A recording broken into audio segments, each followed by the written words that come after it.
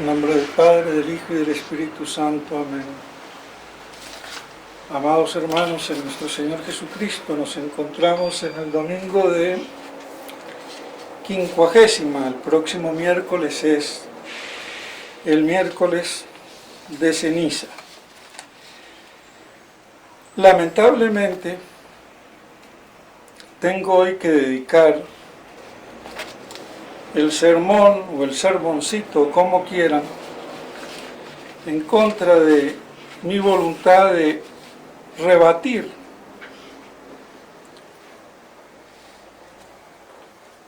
lo que a raíz de lo que ha ocurrido en estos días, sin querer meterme en el problema, porque ya está bueno de que los sacerdotes den el mal ejemplo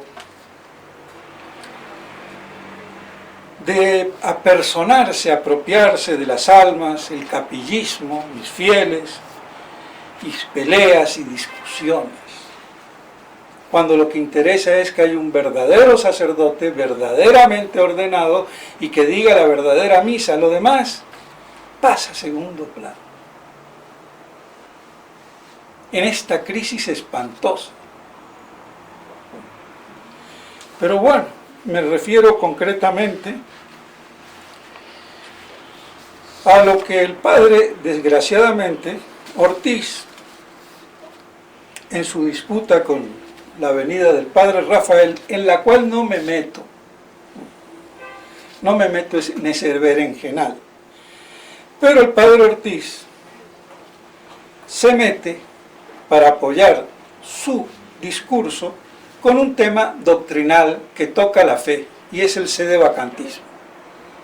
Y toca la fe porque él mismo lo pone como una cuestión de fe dogmática. Y la cuestión del sedevacantismo hay que tratarla como es, teológicamente.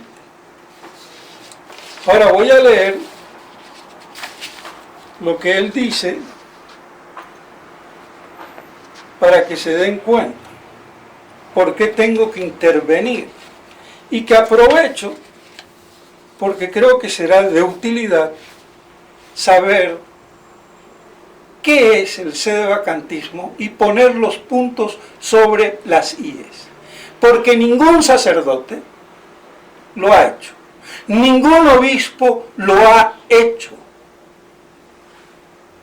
y no con ideas inventadas, sino con la teología de la Santa Madre Iglesia, con la teología de santos, cardenales y teólogos, buscando el hilo conductor de lo que es la doctrina de la Iglesia. Porque hay una doctrina de la Iglesia y hay que respetarla, y esa es la que hay que tomar. Pero resulta que sobre el tema del sedevacantismo, que nos ha cogido a todos dormidos, sin preparación, y con una confusión teológica de discusión entre los mismos teólogos, y cada uno pontifica y abunda sin estudiar el problema. Y lo vuelven dogmático, como si fuera de fe, donde no cabe discusión. Y el que no se adhiere, no aplica y es hereje por contraposición. Y esa es la actitud que toman todos, o casi todos. Y la cuestión teológica de la sede vacante no se ha tratado y menos enseñado a los fieles.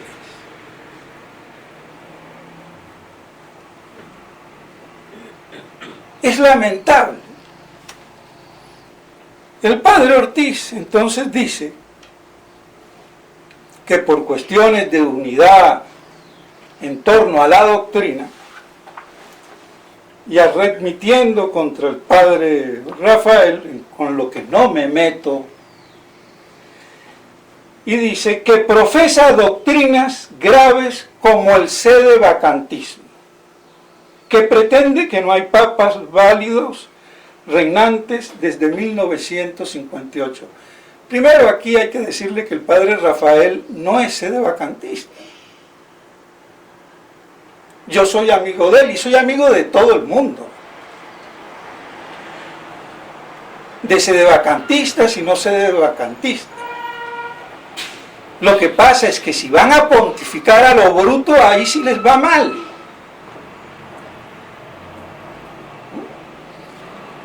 Entonces yo mantengo profesa graves doctrinas contra el sedevacantismo. Bueno, sin distinguir, porque es del sabio distinguir. Y cita, para apoyar teológica y doctrinalmente esta cuestión, a lo que dice el Vaticano I en Pastor Eternus,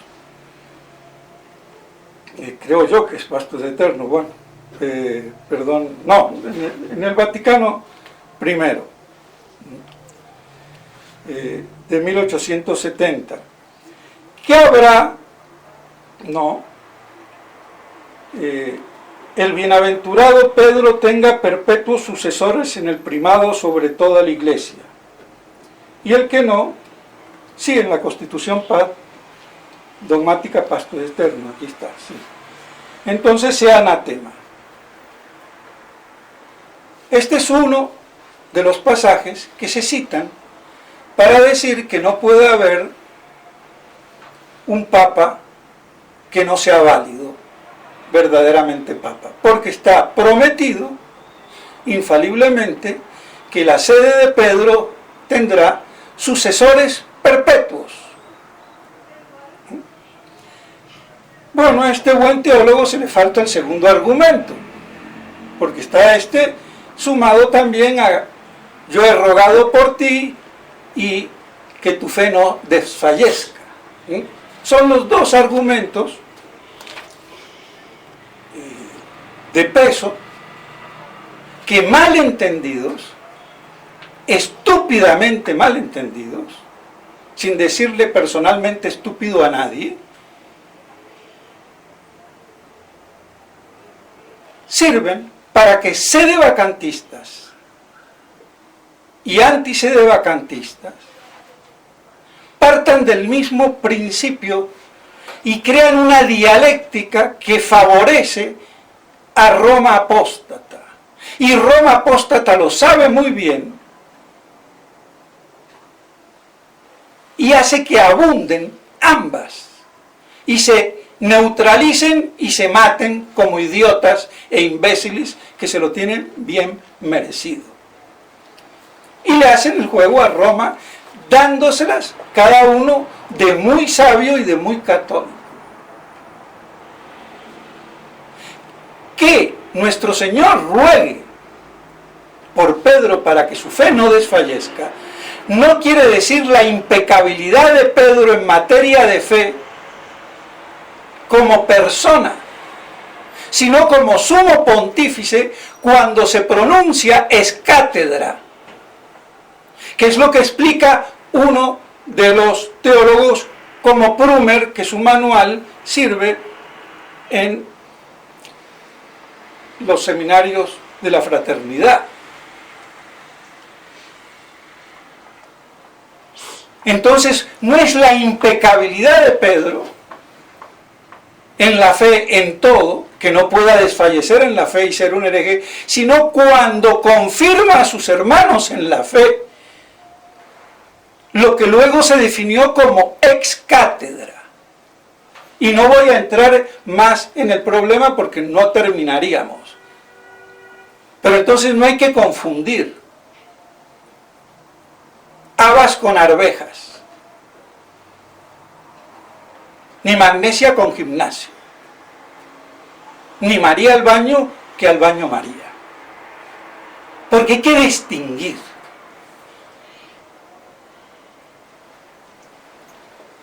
Y y que haya perpetuos sucesores. Es en el primado de Pedro, como institución de la iglesia, porque Pedro se murió.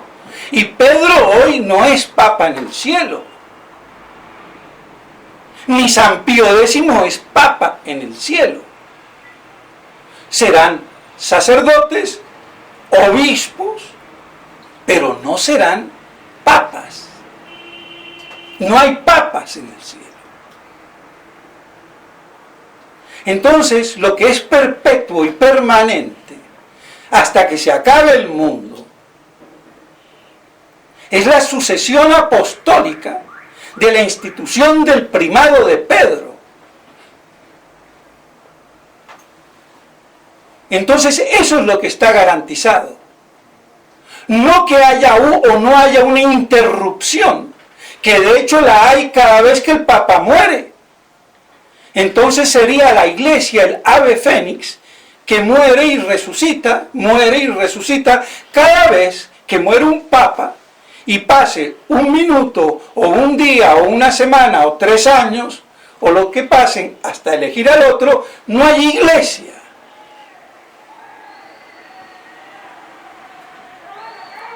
En condiciones normales de elección.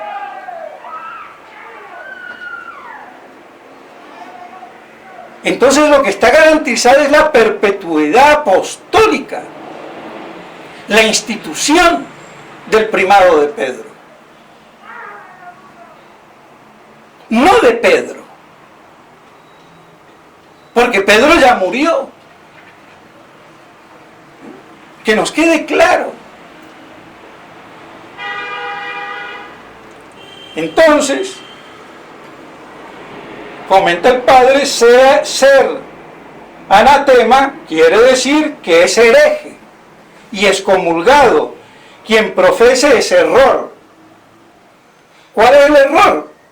Del sedevacantismo, que por ende, según él, niega la perpetua sucesión en la silla de Pedro. Entonces él está interpretándolo así, a lo bruto, a lo bestia. Pero no es el único exponente. La fraternidad también lo hace. Y también lo hacen todos los sedevacantistas tusistas. Y también lo hace la línea tusista de Gerard de Laurier y lo que sigue allá en Italia, con Materialiter y Formaliter, que es una versión bis del tusismo puro y duro. Pero todos parten de un dogma de fe falso. Ahí está el error. Ahí es donde falta inteligencia. Lamentablemente, y hay que decirlo, Monseñor Lefebvre no puso los puntos sobre las íes. Bueno, aunque sí habló. Pero no solamente Monseñor Lefebvre, sino el propio Monseñor de Castromayer. Siempre algo que a mí no me satisfizo. ¿Por qué estos santos obispos, los únicos con autoridad moral y teología suficiente, no plantearon en los términos doctrinales esta cuestión del sedevacantismo, del papa herético, cismático o apóstata, aunque no quieran finiquitar la cuestión tomando una posición pública en consecuencia, pero sí diagnosticar el elemento clínico, por lo menos, de diagnosticar la enfermedad, aunque no posean la vacuna del chichavirus. A ver si nos entendemos. Y por eso yo digo que fallaron y dejaron lagunas. Lagunas graves que se pagan caro. Y ahora tengo yo que salir a la palestra, una vez más, a aclarar el tema que ningún sacerdote lo ha hecho. Y cuando yo presenté el trabajo de hace ya del 94, de la consideración teológica de la sede vacante, ni Smithberger, ni compañía, ni nadie lo pudo refutar. Y no lo pueden refutar.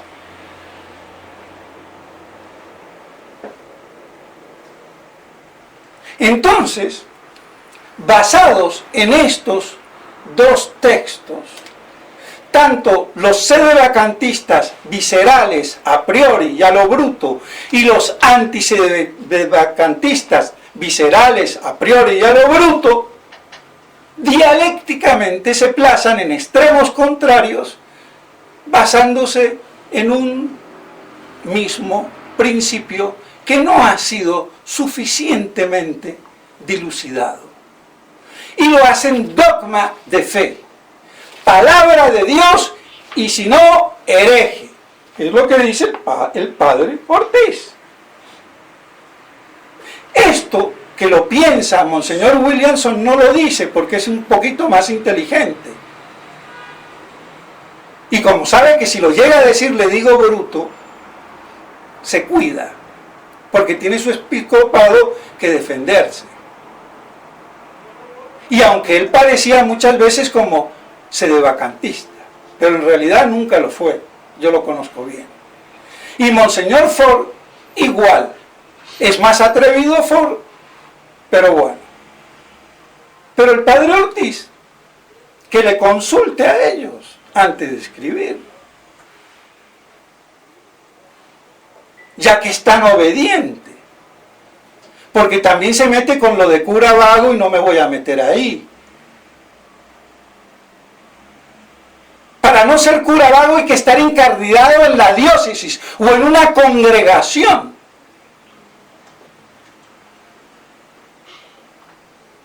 No estar con un obispo, porque cualquier obispo no me incardina.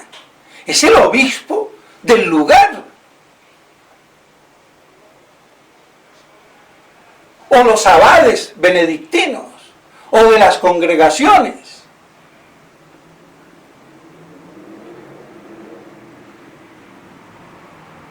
Entonces, pero bueno, dejemos eso. Vamos a este tema doctrinal. Cuando se habla de sedevacantismo, no se puede ser a priori categórico, dogmático, a lo Kant, a lo voluntarista, nominalista. Hay que ir a la inteligencia de las cosas. Entonces hay que distinguir entre Abel y Caín, aunque tengan el mismo origen.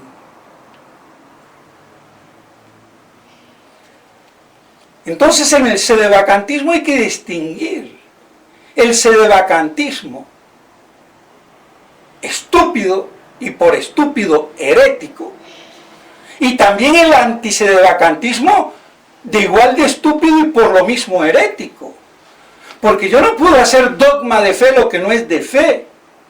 Ahora el padre Ortiz también cita a Fátima. Fátima no es sino una profecía privada, no es dogma de fe. Es de fe materialmente, pero como tal no es dogma de fe. Y si fuera dogma de fe, entonces también la Salet me dice lo contrario: Roma perderá la fe y será la sede del anticristo. ¿Y qué te pasa, chico? ¿Es la ley del embudo? ¿O es que tu teología, tu cabeza, tu miopía mental te lo impide? Entonces las cosas vean cómo se equilibran. Ahora, ¿por qué no es dogma de fe? Porque lo que es dogma de fe, que un verdadero papa es papa, eso es de fe. Pero no me dice que este papa, Hicking, aquí y ahora, sea verdadero papa. Como es de fe que la hostia consagrada tiene la presencia real, pero no me dice que esta hostia, Hikignun, que ahora comulgo o que está ahí en el sagrado, esté consagrada. Eso lo dice Santo Tomás cuando explica cómo la fe no se equivoca, ni aun cuando un fiel, por error del sacerdote, apóstata o sin querer, se equivocó y no consagró. Y la gente comulgando ahí pedazo de pan. Y Santo Tomás lo aclara. No es este pedazo de hostia o esta hostia lo que es de fe, sino que toda hostia válidamente consagrada posee la presencia real, que es muy distinto. Pero es que aquí es donde falta caletre teológico y filosófico mínimo esencial, y no lo tienen. Hasta el ejemplo ni lo conocen. Pues bien, entonces, tampoco hay que olvidar que ha habido más de 40 antipapas por la razón que fuera. Que ha habido periodos de sede vacante de 1 y de 2 años, si no es más. ¿Y la iglesia dónde estaba? O que había 3 papas. Se volvió trifásica la iglesia, tripapista. Hasta santos, como San Vicente Ferrer, se equivocaron y después lo reconocieron. Y si era de fe, ¿por qué se equivocaron y fueron santos? Porque hay un problema. Lo que el dogma dice y la concretización en la persona histórica aquí y ahora. Y por eso San Vicente Ferrer pudo equivocarse pensando que Pedro de Luna era verdadero papa.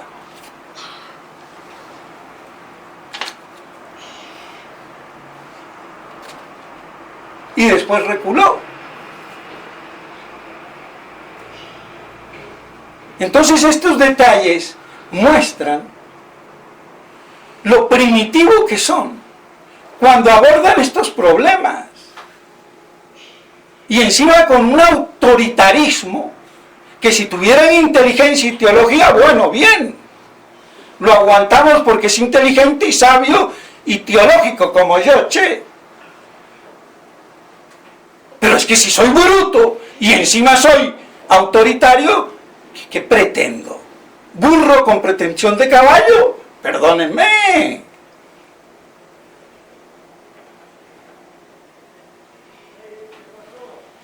Entonces, queda claro que hay que distinguir. Por eso el sedevacantismo, que hay que definir como una conclusión cierta, quod sapientes, una conclusión teológica cierta quod sapientes. ¿Qué quiere decir eso? Conclusión teológica. El que quiera saber un poquito más, y estos que no saben nada, que lean el libro de la evolución homogénea del dogma católico de Marín Sola, para que se enteren. Porque por cierto, eso no brilla en el seminario de Con, ni el de la Reja, ni de por ahí.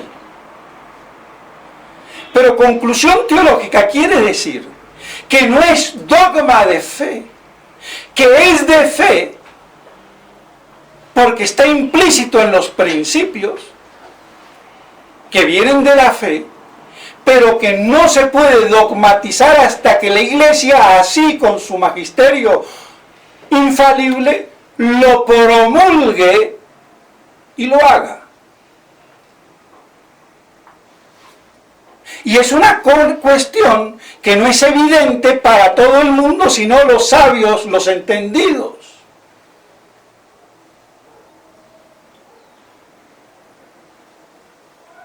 El que sabe. Entonces no es para todos evidente, pero es evidente. Es una conclusión cierta, no es una opinión.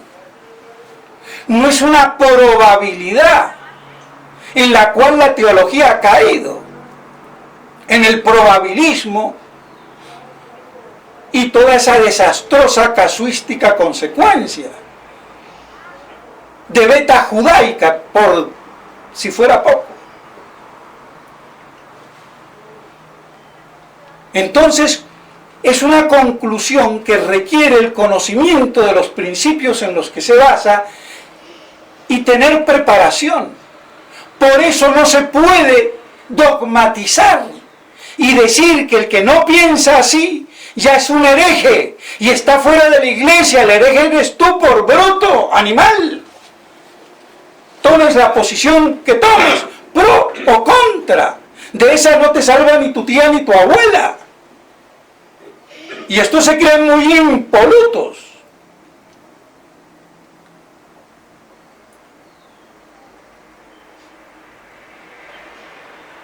Entonces queda claro. Por eso yo no puedo obligar a nadie a que acepte la conclusión si no tiene inteligencia, si no tiene preparación. Y si es un sacerdote, decirle que es un hereje, y lo mismo al fiel, para cualquiera de los dos lados. Esto es lo que tendría que haber explicado Monseñor Lefebvre. ¿Por qué no lo hizo? Bueno, no lo hizo. ¿Por qué lo hago yo? Porque me toca hacerlo.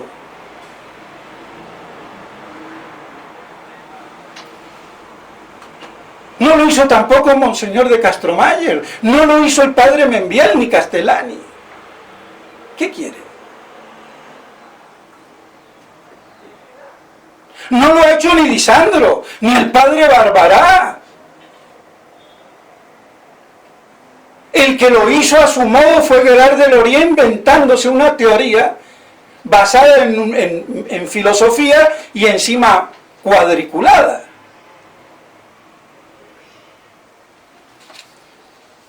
Entonces,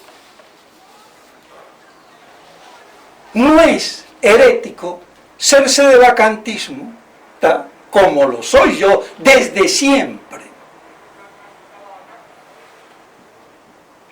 Desde siempre.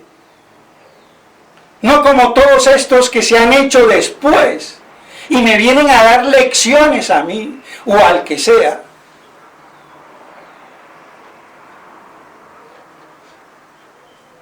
Además, a Monseñor Lefebvre le dije, al obispo del lugar no lo voy a nombrar. ¿Lo puedo nombrar a usted? Sí. Ah, bueno. Pero no le dije que no iba a nombrar al Papa, porque ese tema estaba medio candente, pero lo di por implícito.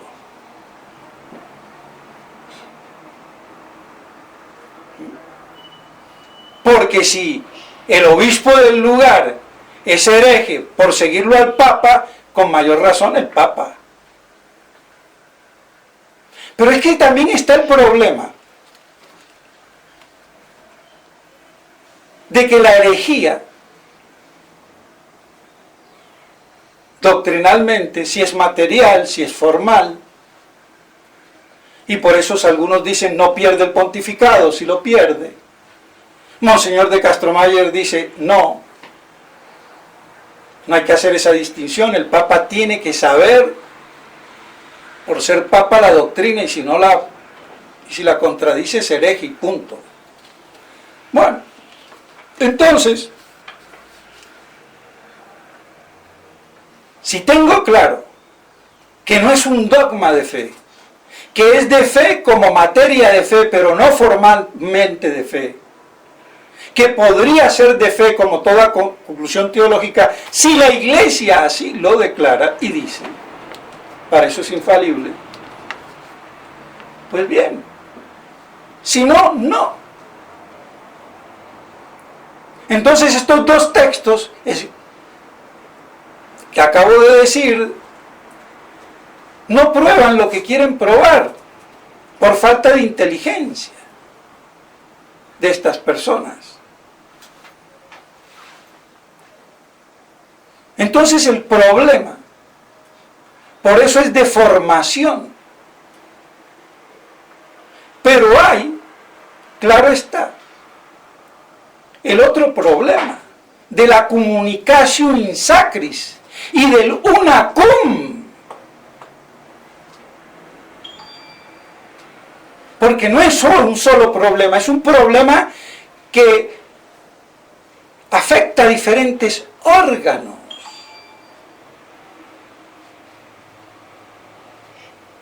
Y está afectando todo el soporte de la Iglesia. El Papa, cabeza de la Iglesia, piedra.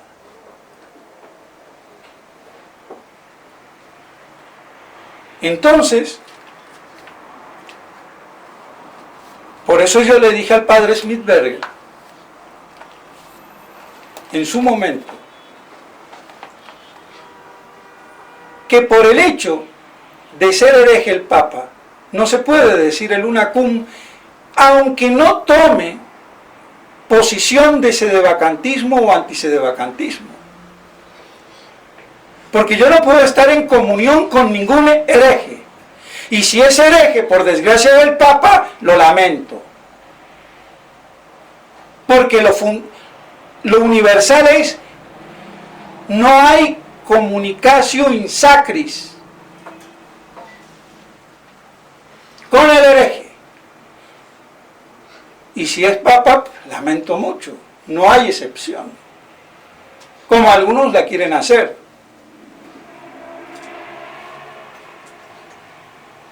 Otra cosa es que digan hereje material y no formal, pero entonces tienes que hacer una salvedad. No te puede decir de bocasa. Entonces yo le dije, aunque la fraternidad ni Monseñor Lefebvre quieran zanjar el asunto, no se puede decir el una cum, simpliciter, sin distingos. Y me dijo, no, aquí en la fraternidad lo decimos sub condiciones, te salvaste, porque le iba a dar duro. Pero el tipo es bruto, pero no tanto. Y la vio y dijo, bajo condición. Eso ya es distinto.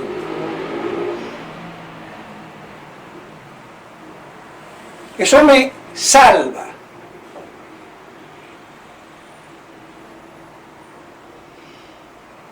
Pero esto no lo entienden los tusistas.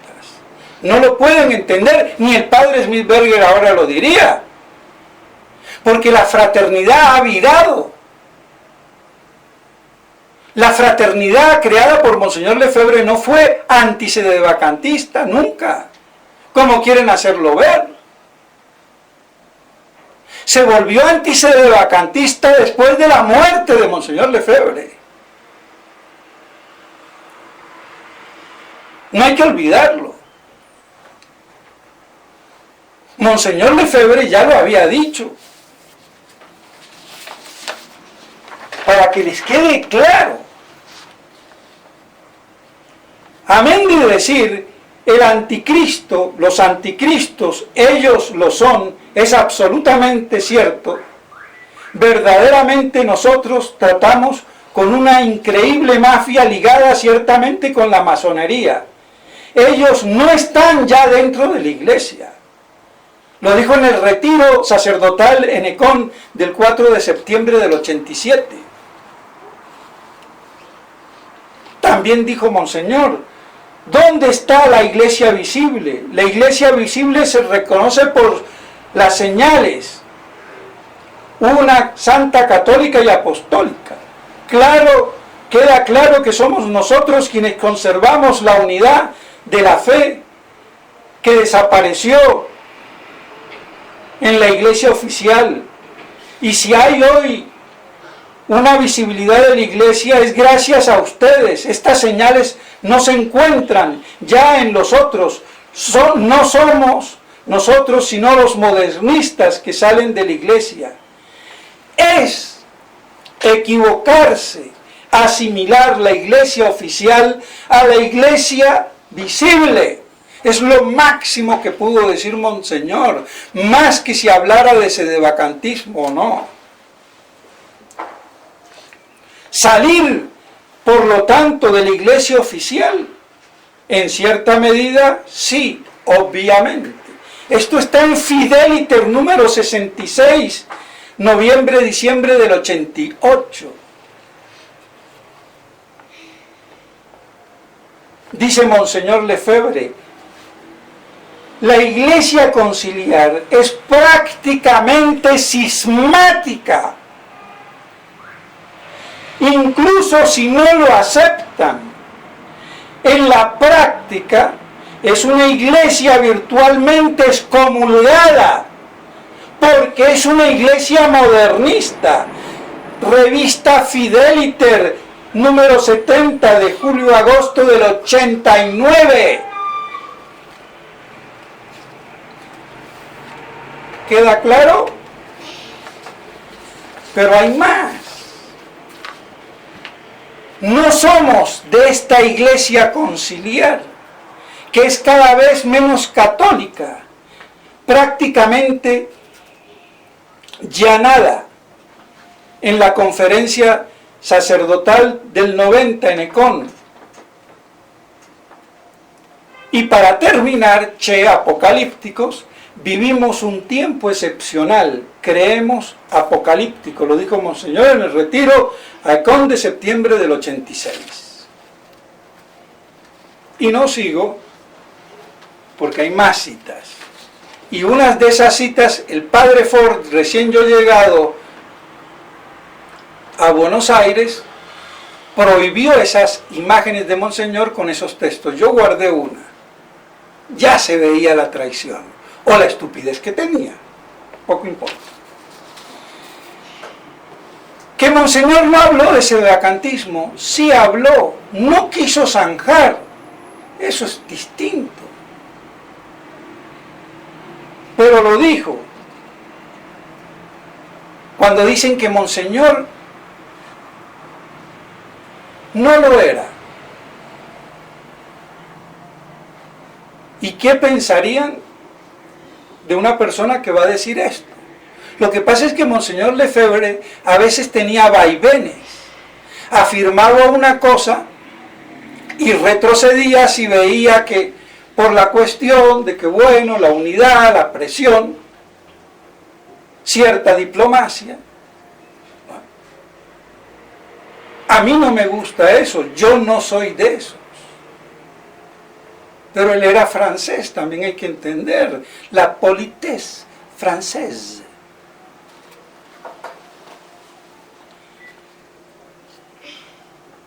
Nos encontramos verdaderamente frente a un dilema gravísimo. Me alargo, pero es que esto no es solamente para las 4 personas que tengo aquí al frente. Esto va para todo el mundo. Poniendo y planteando el problema teológico.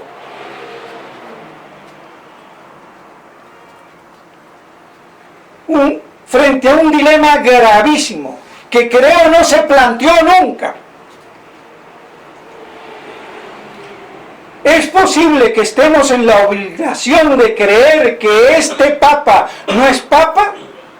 No quiero decirlo, aún de una manera solemne y formal. Pero parece, sí, a primera vista, que es imposible que un papa sea hereje pública y formalmente. Lo dijo en el sermón de Pascua, en el 86. Y yo estaba ahí. Aleluya cuando lo dijo. De mi parte. Se acaba, porque hay vacaciones de Pascua. Y vuelve al seminario el 15 de abril y va a decir esta conferencia. Queridos amigos, pudieron durante las vacaciones reflexionar sobre el sermón del domingo de Pascua. Mira la francés. ¿Ah? Chicos, ¿se acuerdan los que les dije? Ya pudieron reflexionar, les va entrando en la cabeza. Entonces el problema se plantea. Lo dice con mucha suavidad. Sabía que había mucha oposición, pero ya se veía obligado a decirlo. Y entonces dice, primer problema, la comunicatio sacris. Segundo problema, la cuestión de la herejía. Tercer problema, es Papa aún... tercer problema, el Papa es aún Papa cuando es hereje. Yo no sé, no zanjo, pero plantea, correcto. ¿Ven la posición de Monseñor Lefebvre? Por eso da para todos, para los que se quedan por un lado con una parte y con lo de la otra. Pues yo lo digo, me quedo con la parte dura de Monseñor, no con la parte floja.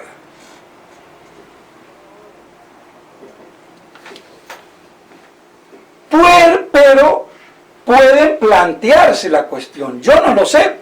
Era muy humilde Monseñor Lefebvre, hay que decirlo. Él no se atrevía. Y en su condición de único obispo prácticamente, se veía imposibilitado. Hay que comprender eso de Monseñor.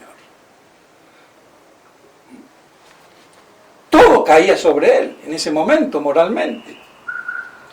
Pero pueden plantearse la cuestión ustedes mismos.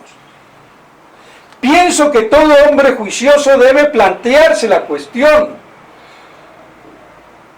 No sé, entonces ahora es urgente hablar de esto. Se puede no hablar, obviamente. Podemos hablar entre nosotros, privadamente, en nuestras oficinas, en nuestras conversaciones privadas, entre seminaristas, entre sacerdotes. Es necesario hablar a los fieles. Muchos dicen, no habléis a los fieles. Cuidado, son ovejitas tontitas que hay que llevarlas como borregos. Eso lo agrego yo. Pues dice Monseñor Lefebvre, van a escandalizarse. Está planteando el problema, ¿no? Eso va a ser terrible, eso va a ir lejos. Bien, dice. Yo dije a los sacerdotes en París, porque en el ínterin se reunió en París. O sea que trata la cuestión en Pascua en París y de vuelta de Pascua en Ecón, a la que hace referencia aquí. Cuando los reuní y luego a vosotros mismos que os he hablado, les dije, creo que muy suavemente es necesario, a pesar de todo, esclarecer un poco a los fieles. No digo que sea necesario hacerlo brutalmente y lanzar eso como condimento a los fieles para asustarlos. No, pero pienso que a pesar de todo es una cuestión precisamente de fe. Es necesario que los fieles no pierdan la fe. Estamos encargados de guardar la fe de los fieles, de protegerla. Van a perder la fe. Incluso nuestros tradicionalistas no tendrán ya la fe en nuestro Señor Jesucristo, ya que esta fe se pierde en los sacerdotes, se pierde en los obispos. Y vean cómo está la fraternité ahora. No dice que es cismática. Pero es que no dijo que el concilio es cismático.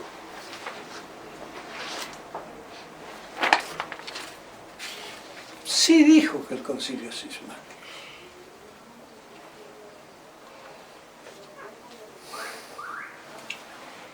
Creo poder afirmar, ateniéndome al criterio interno y externo del Vaticano II, es decir, analizando sus textos y estudiando los acontecimientos y resultados de este concilio, que al dar la espalda a la tradición y al romper con la Iglesia del pasado, es un concilio cismático. Y este fue uno de los textos que Ford no quiso que se siguiera publicando. Estas declaraciones están tomadas del Enecón del 2 de agosto de 1976. ¿Dijo que era cismático o no dijo? Que no lo haya repetido una centena de veces, pero lo dijo. Pregúntenle ahora a cualquier curita de la fraternidad. Por eso soy yo más de la fraternidad que todos ellos. Yo represento verdaderamente a Monseñor Lefebvre con textos. Y ninguno de ellos lo puede hacer. Ni obispo, ni superior de la fraternidad, ni curita tilingue de la misma. Ojo. Entonces, mis estimados hermanos, queda claro. Pero entonces el problema de la UNACUM. Por eso yo le decía al padre Altamira, cuando no era sedevacantista lo bruto, por lo menos, padre, dígalo bajo condición. Si no tiene los elementos, por lo menos, y así se salva de la comunicación sacra. Vienen los tusistas y el padre Ricosa, la misa pulcra, pura, se mancilla con el UNACUM, con el Papa.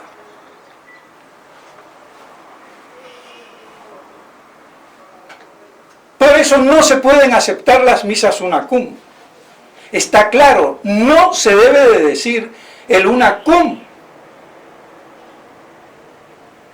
Pero ¿qué pasa con el que lo dice? Para que se salve, hacerlo bajo condición.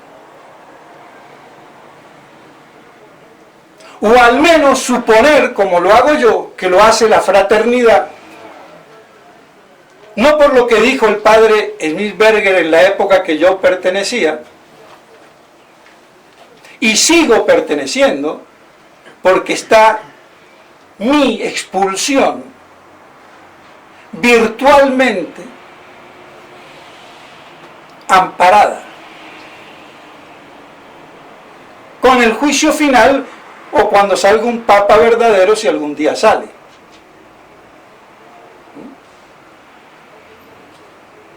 Con recurso virtual a Roma.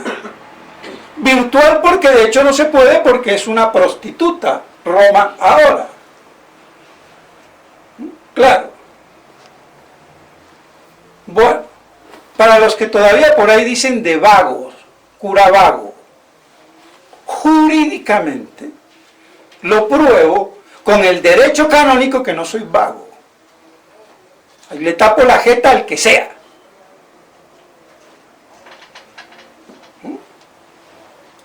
Pues bien, por eso digo con mucho honor, me expulsaron, me echaron. Yo no me fui, ni me iba a ir nunca. ¿Por qué me voy a ir? Si tengo razón, allá ustedes. Hasta algunos me dijeron, te estás haciendo echar. No es problema mío. Bien, entonces, lo que yo supongo que por lo menos implícitamente tienen el subcondiciones, porque un sacerdote que no va al seminario modernista, no está con el obispo del lugar, entra en la fraternidad, quiere guardar la fe, la misa tradicional, no quiere ser modernista. Entonces, si dice la misa UNACUM porque no entiende la conclusión teológica, implícitamente no está adhiriendo a la herejía, pero adhiere como papa porque cree que es papa, como creía que era papa, el antipapa Pedro de Luna, nuestro querido santo San Vicente Ferrer, para poner un ejemplo pequeñito, por si fuera poco, de calibre. Entiendan la ironía cuando digo pequeñito. Entonces, ya está. No tengo que decir que esa misa se invalida, es una estupidez, que se mancha. No. Lo lógico fuera que la hiciera explícita, por lo menos, si no le da el caletre. Y si el padre Ortiz dice la misa una cum simpliciter y no subcondicione, él es un hereje y no se da cuenta. Se salva por lo ignorante de la herejía, porque de eso sí nos salva la ignorancia, de ser un perfecto hereje. Entonces, la cuestión está zanjada teológicamente.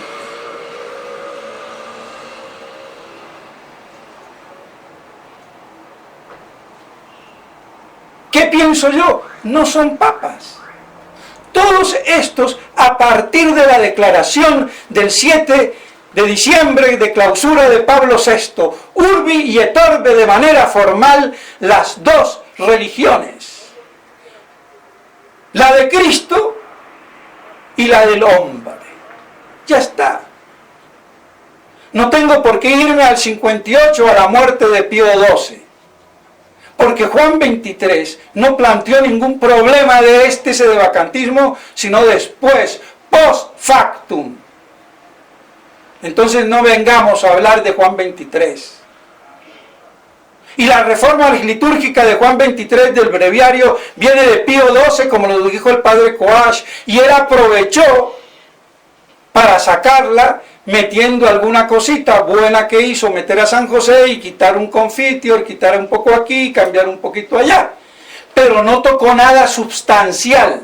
Y por eso Monseñor Lefebvre la tomó. Y punto. Y no entra en discusión Juan XXIII. Es Pablo VI que reanudó todo y formalizó y firmó todos los documentos. Juan XXIII no hizo nada, sino abrir las puertas. Y claro, bueno, después entraron los ladrones. Entonces, dejémonos de tanta fritanga. El problema es sencillo. Lo que faltaba era teología. ¿Y cómo puede haber un papa hereje? Lo dice San Roberto Belarmino, el gran fundamento del Concilio de Trento, porque era el nieto del Papa Pablo IV, no sé, y además cardenal, santo y teólogo. Y él dice que un papa hereje no puede ser papa. Ipso facto deja de ser cuando la herejía es pública y manifiesta, sin entrar a discutir y cuándo es pública y cuándo es manifiesta. Porque hasta ahí empiezan las leguleyadas. Cuando es del orden público, vos populi, se acabó.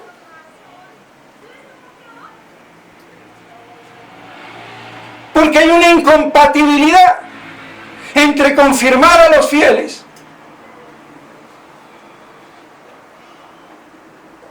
y la herejía. Y esa era la idea de la Edad Media, que se vino a trastocar por el imbécil de Pigui, un cortesano holandés, con el Papa Adriano IV o VI, ya no sé, que también era holandés, y que había sido Papa porque Carlos V, I de España, lo apoyó, porque había sido incluso su lugarteniente cuando lo dejó en España para ir a tomar el título de emperador en Alemania. Y después Buix, que viene a enredar tomando... Pero antes no era así. Entonces no hay que inventar nada. Entonces retengan, conclusión teológica, cierta, quod sapientes, para los entendidos. ¿Quiénes serán todos entendidos? Los que tengan el conocimiento mínimo que yo les estoy dando ahora, y si los entendieron, todos ustedes son sabios. Y si no, brutos, y lamento. ¿Qué vamos a hacer? Perdí mi tiempo. Pero creo que son inteligentes. Y no trato a las ovejas como animales de 4 patas, sino porque son dulces y mansas como el cordero, que representa a nuestro Señor. Y por eso voy a la inteligencia, no a la voluntad, porque la inteligencia es la que va a darle fundamento para que la voluntad libremente elija, adhiera y ame, conociendo. Entonces, mis estimados hermanos, me perdonan, me alargué, pero había que aclararlo. Y esto da para mucho más, es sintetizado. He tratado de ser caritativo porque la epístola de hoy, la caridad, no se irrita y yo me irrito mucho. Entonces, a ver si nos ponemos de acuerdo. Y que los brutos se callen y hablen los sabios. Como yo, che, ¿qué querés? Tenía que tener algo de argentino, ¿qué querés? Pero por lo menos para decir la verdad. Y por eso es que ningún Williamson, ni Felé, ni Sambor, ni ningún Morelo, ni ningún el que sea, se me enfrenta, porque no pueden, no tienen con qué. Por eso me aguantaban. Me debieron de haber echado en el 94. Y que yo esperé a que fuese el 13 de mayo para protegerme con la Virgen, porque yo me veía ya decapitado.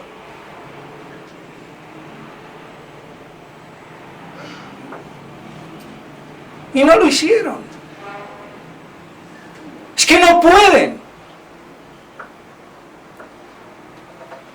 Entonces, ya ven, ¿quién es el verdadero pastor? El que apacienta con la verdad, en la caridad. Punto. Y por eso damos un mal ejemplo, todos. Porque los que se han salido y los que están dentro de la fraternidad, la misma tesitura. Mis fieles, mi capilla, mi fraternidad, mi comunidad, mi chichalandia. Y se olvidan que la iglesia es de Cristo, no de Pablo ni de Pedro.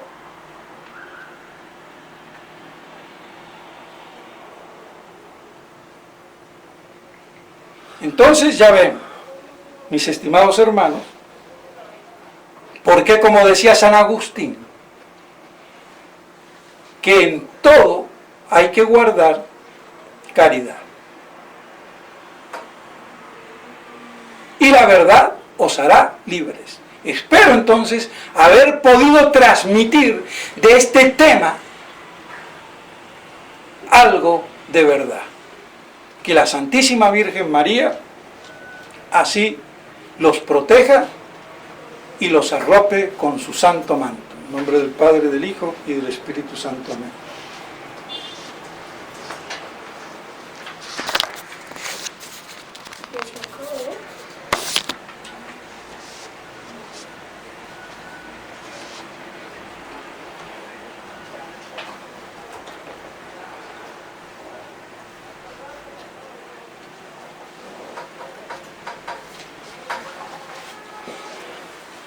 Credo in Deum, Patrum et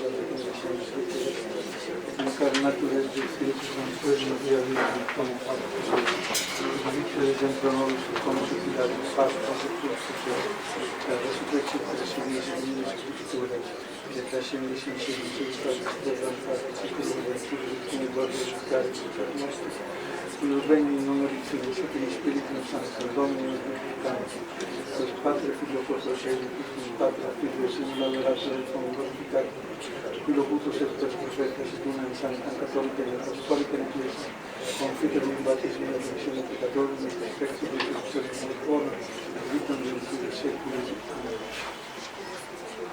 Dominus vobiscum. Oremos.